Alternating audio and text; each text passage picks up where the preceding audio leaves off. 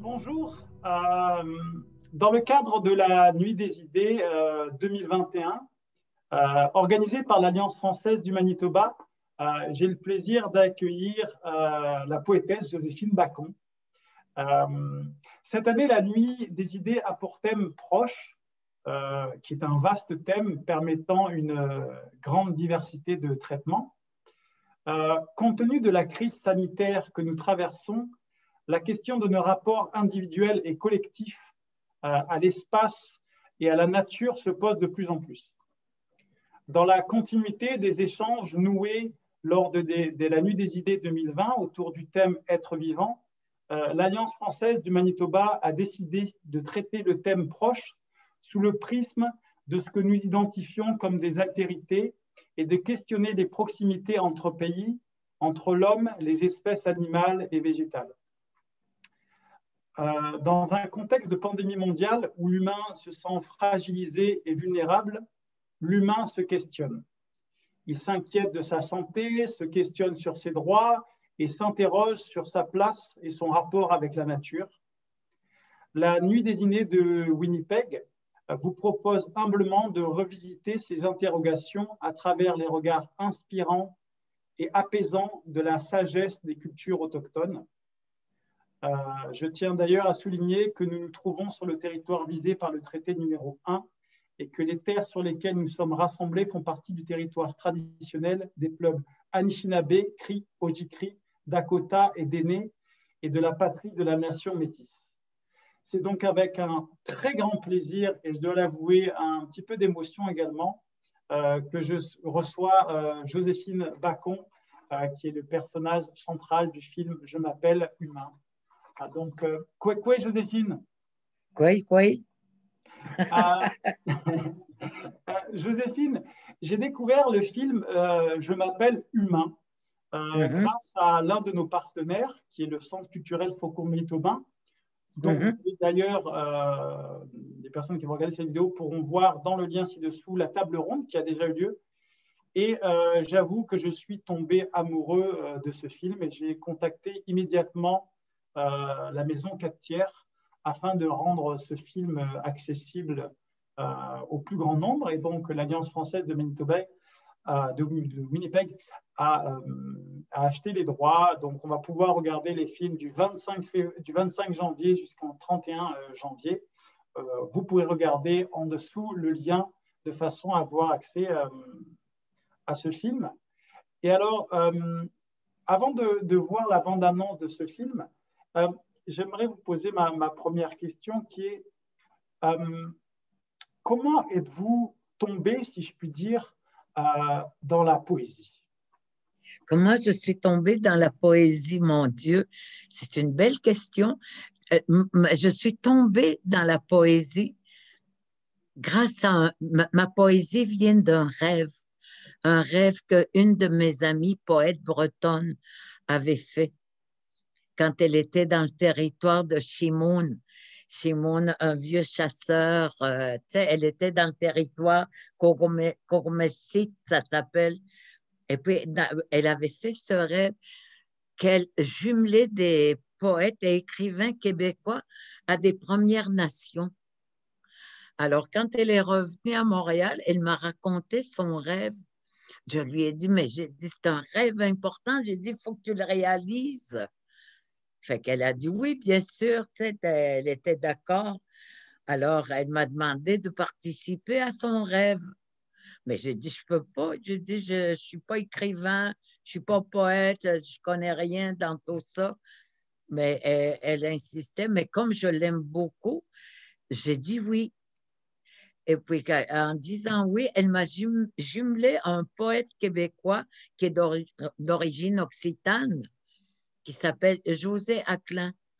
Alors, c'est comme ça que tout a commencé, surtout que moi, au pensionnat, on n'étudiait pas la poésie déjà, juste apprendre à parler français, c'était déjà beaucoup.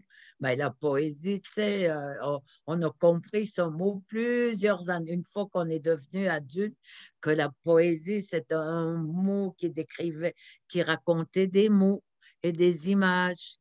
Tu sais, parce qu'à chaque mot nouveau que j'apprenais en français, j'allais fouiller dans le dictionnaire pour comprendre, tu sais, ce qu'il voulait dire et surtout trouver un jour un moyen de les utiliser parce qu'ils sonnaient bien à mon oreille. Donc, c'est ça. Donc, José Aclin m'a envoyé un premier poème que je ne comprenais pas parce que Laure Morali les avait appelés des correspondances. Et moi, le mot correspondance que j'avais appris au pensionnat, tu t'écris une lettre. Tu sais, avec le timbre, tu envoies ça, puis tu attends que tu dis à la personne, ben là, j'ai des cheveux noirs, ce que j'aime. Mais c'était pas ça du tout que José Aclin m'a envoyé. Puis c'était long comme ça, tu sais, puis pas, étroite. Puis je comprenais pas trop, tu sais, son écriture. Puis je comprenais pas où il voulait en venir. Tu sais, je ne comprenais pas sa poésie, tu sais, étant donné que je ne lisais pas de poésie, que je ne connaissais pas de poète non plus. Alors, je l'ai relu, puis je me suis dit, je vais attendre sa deuxième lettre. Effectivement, la deuxième lettre est arrivée, plus court, et avec des mots que je comprenais mieux. Et puis là, j'ai compris. Tu sais, j'ai compris, c'était un poète aussi, ça devait être ça, la poésie. Alors, j'ai décidé de lui répondre de la même façon qu'il m'écrivait. Alors, c'est comme ça que tout a commencé. Et puis, ça a donné un livre qui s'appelle Amy Tato, Parlons-nous. C'est comme si Laure Morali avait créé un premier pont entre les Québécois et les Premières Nations. Donc, on se correspondait, soit par poème, ou soit par, où on se racontait comme la vraie correspondance. Ça a donné un livre extraordinaire qui, moi, je trouve, est un livre fondateur pour nous, les Indiens, ou qui n'ont pas cette spontanéité à l'écriture. Wow. Voilà, est-ce que ça vous explique un peu? Ah, ben, c'est une merveilleuse histoire. Et donc, ben, sans plus attendre, je vous propose de regarder la bande-annonce du film Je m'appelle Humain, où D'accord. on entend toute votre poésie, euh, il me semble. Ah ouais.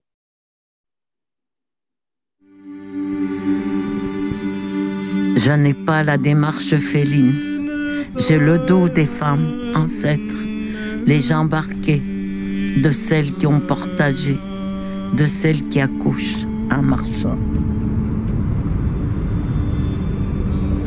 Notre mètre, c'est l'intérieur des terres. C'est là où il y a les médicaments, c'est là où il y avait la nourriture. C'est dans le Noutme qu'on trouvait notre identité, notre culture.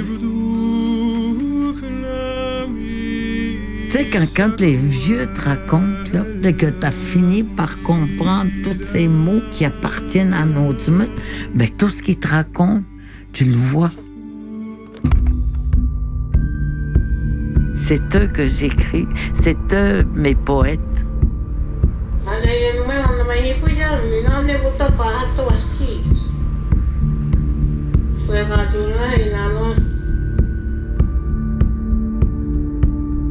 Je porte ma grand-mère sur le dos. Mes genoux ploient sous tant de sagesse.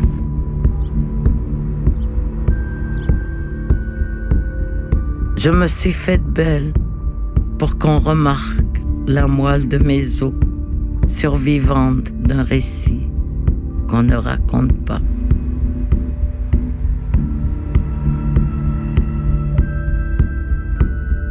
Nin inu dahanagahan. Puis toi, est-ce que tu es une grande poète?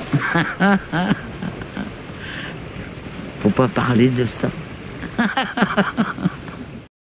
Merci beaucoup. Vous êtes une grande poète, Joséphine.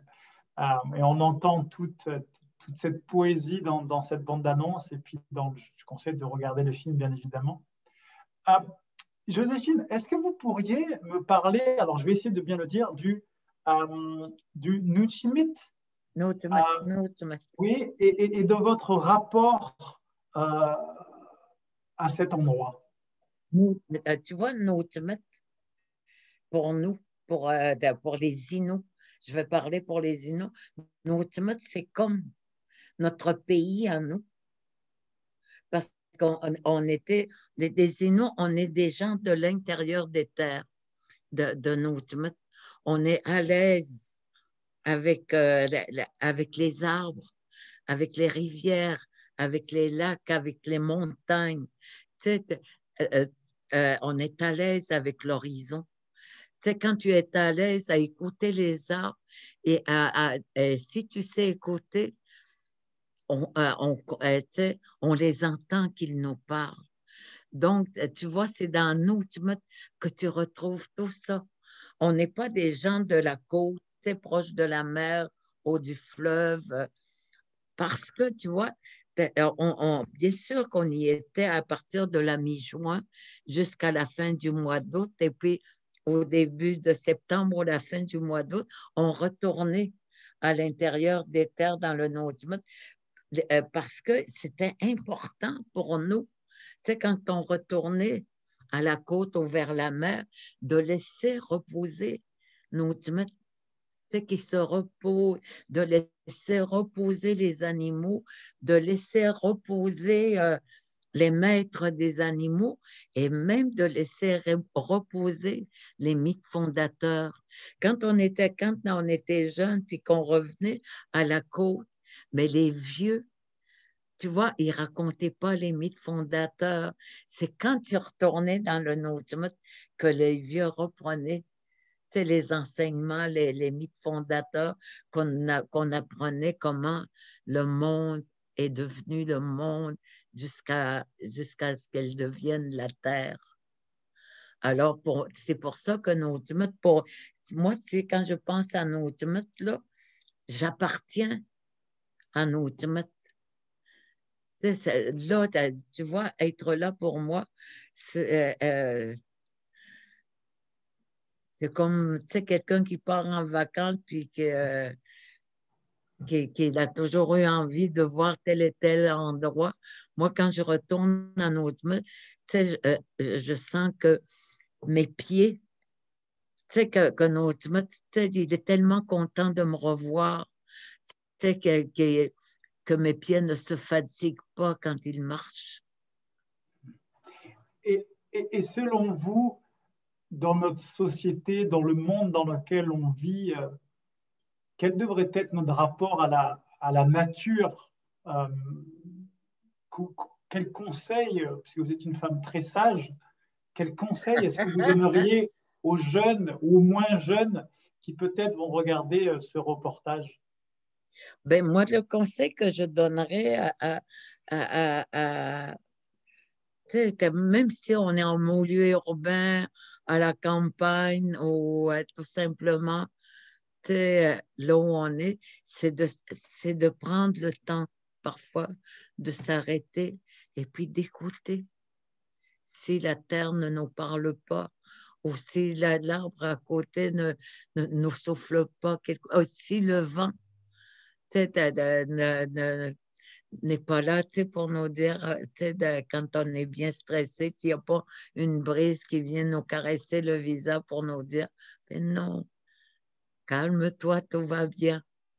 C'est ça pour moi, la nature, c'est d'être toujours attentive à elle, parce que c'est elle qui va toujours c'est elle qui va me consoler, et c'est elle qui va me guider, et puis elle va me montrer, et va m'enseigner aussi beaucoup de choses que je n'apprendrai pas dans les livres.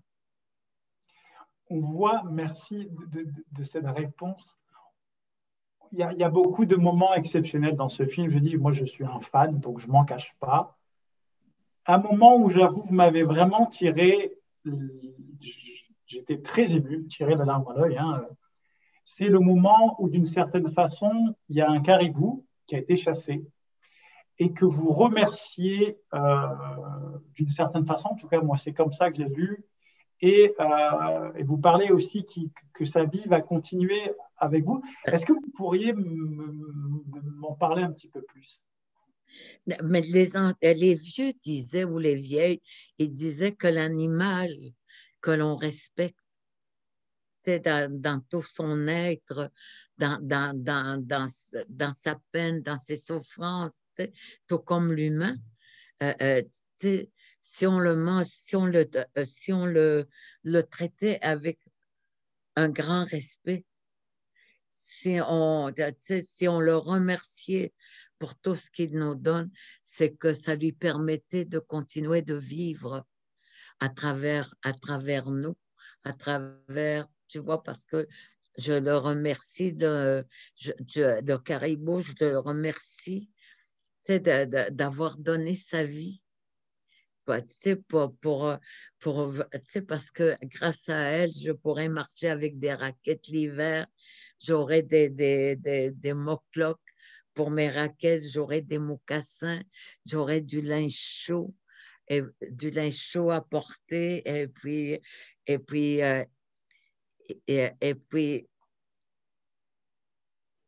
il nous donne tout ce dont nous avons besoin.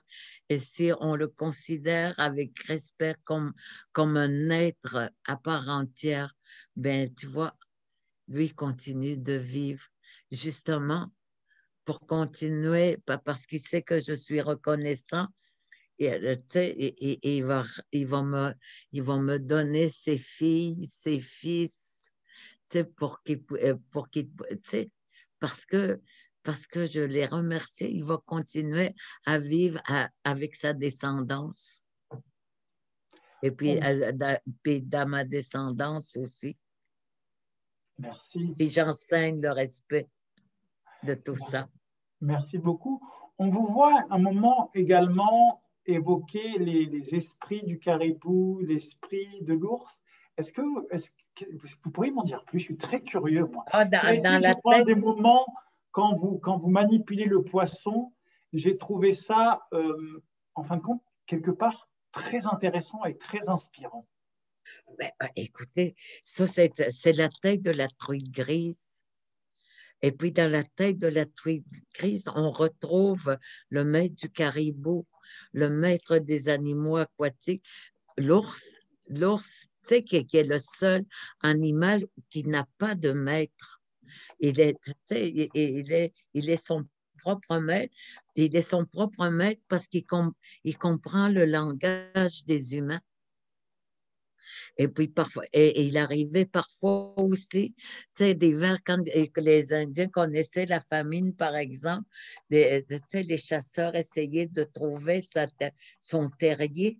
Et puis quand ils l'avaient trouvé, fait que là, il l'appelait, il disait, sors grand-père. Ou il disait, sors grand-mère. Puis là, tu vois, puis là, il sortait de sa tanière, puis c'est un aîné qui prenait sa place. L'aîné rentrait dans la tanière de l'ours et puis lui donnait sa vie pour ses enfants, ses petits-enfants. C'est notre grand-père, c'est notre grand-mère. Et puis, c'est pour ça qu'il n'a pas de maître, parce qu'il comprend.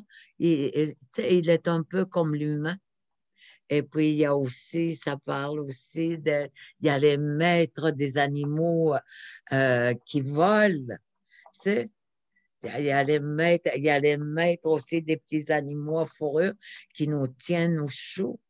Tu vois, tu vois, dans le Nouveau Testament, tous ces esprits, tu sais, quand tu écoutes, tu sais, parce que là, tu n'entends pas les sirènes de pompiers, ni de police, ni d'ambulance. Les seuls bruits que tu entends, c'est les maîtres, c'est l'esprit des animaux, tous les maîtres des animaux, tu sais, qui te parlent à travers, tu sais, les épinettes noires, blanches ou rouges, ou à travers, tu sais, le bruit d'un ruisseau, d'une rivière, tu sais, le pagaie tu sais, que tu plonges dans le lac calme, tu sais, c'est ces bruits-là. Et puis, tous ces bruits, tu sais, les maîtres des animaux les connaissaient.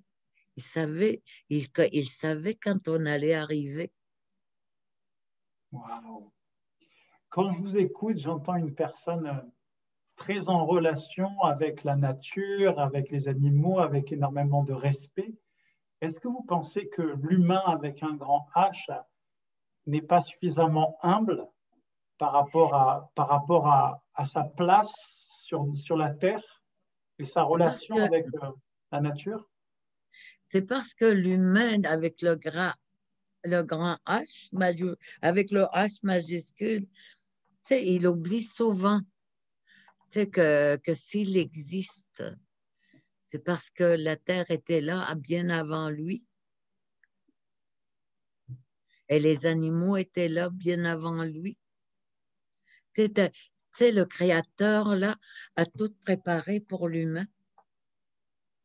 C'est pour sa venue. Pour qu'il ne manque de rien. Et je pense que le Créateur, tout ce qu'il lui demandait, c'est d'avoir le respect que la terre mérite. Merci. Merci, Joséphine. Eh bien, et puis alors, ma dernière question pour vous, Joséphine, c'est est-ce que la nuit donne des idées? Souvent, moi, la nuit me donne beaucoup d'inspiration. Souvent, la nuit, la nuit, souvent, on se retrouve seul avec soi-même. On est beaucoup plus proche de son âme.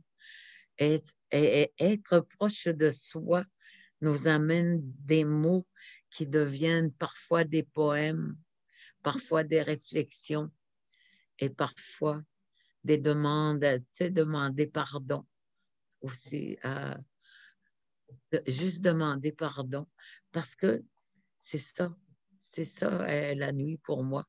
La nuit, elle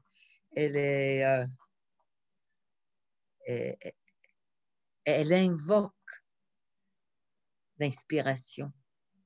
Très bien. Elle t'invite à l'inspiration. Merci beaucoup.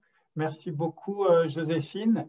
Alors, je vais essayer de le dire en Innu. Tjenesh komtem. Non, Tjenesh komtem. Tjenesh komtem. Voilà. Joséphine, Niot. Donc ça veut dire ça veut dire au revoir, c'est ça? Merci beaucoup, Joséphine. C'était vraiment un honneur de discuter avec vous. Et puis, on voit souvent des films, je ne sais pas, qui manquent d'inspiration. Moi, après ce film, ça m'a donné espoir en l'humanité. Oui, donc, je voudrais fondamentalement vous remercier parce que toute l'Alliance française de Winnipeg, nous avons regardé ce film et on a tous écrasé notre larme. Donc, merci pour tout ça, Joséphine. Merci beaucoup. Maintenant, hein? Au revoir. Au revoir, Joséphine. Bye bye. Bye. Bye.